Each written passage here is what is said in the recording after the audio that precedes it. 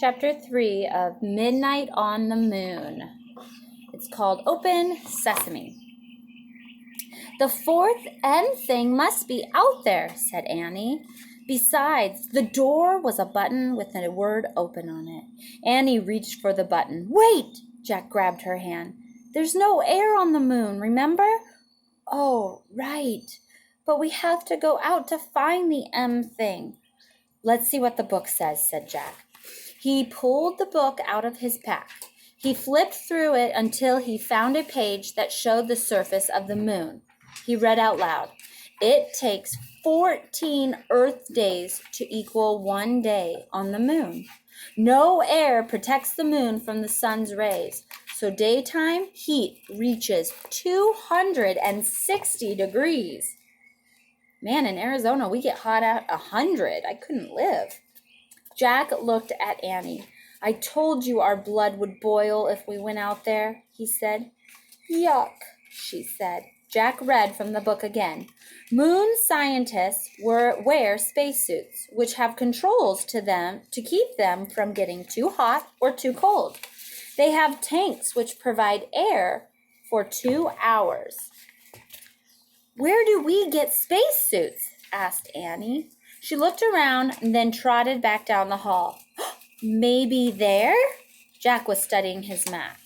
"Let's try the spacesuit storeroom." "Don't look at the map," said Annie. "Look at the real room."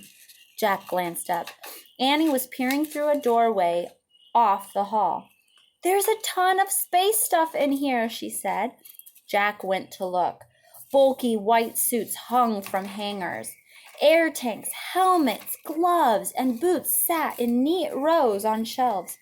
"Wow, it's like the armor room in the castle," said Jack. "Yeah, with huge armor," said Annie. "Let's pick out the smallest stuff," said Jack. "The suits can go over our clothes." Annie found the smallest white suit, and Jack found the next smallest. They stepped into them. Then Annie locked Jack's air tank into place. "Thanks," he said, and he did the same for her. "Thanks," she said. "Gloves," said Jack. He and Annie pulled on white gloves. "Boots," said Annie, and they each pulled on a pair of huge white boots. "Helmets," said Jack, and he reached for a helmet. "Wow, they're pretty light," he said. "I thought they'd be like the knights' helmets." Jack and Annie put the helmets on, and they locked each other's into place. Here's a picture of their helmets and their spacesuits.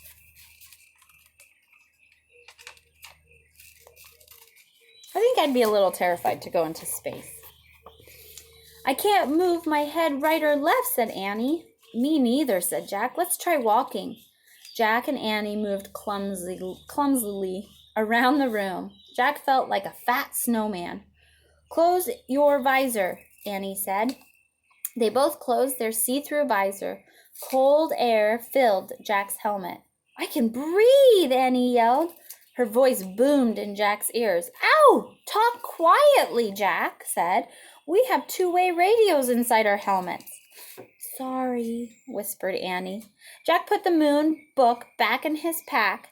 Then he slung the pack over his shoulders. "Okay," he said. "Remember, we only have 2 hours of air in our tanks.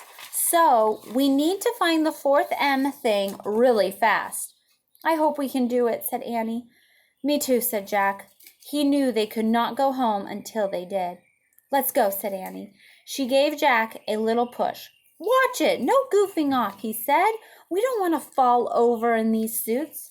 "Just go, go," said Annie. She pushed him out of the room. They walked back into the airlock.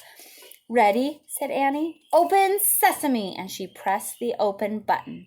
A door slowly slid closed behind them, and a door opened in front of them. And Jack and Annie stepped into the moon, or onto the moon. I think it'd be scary, but Jack and Annie are way more brave than I am.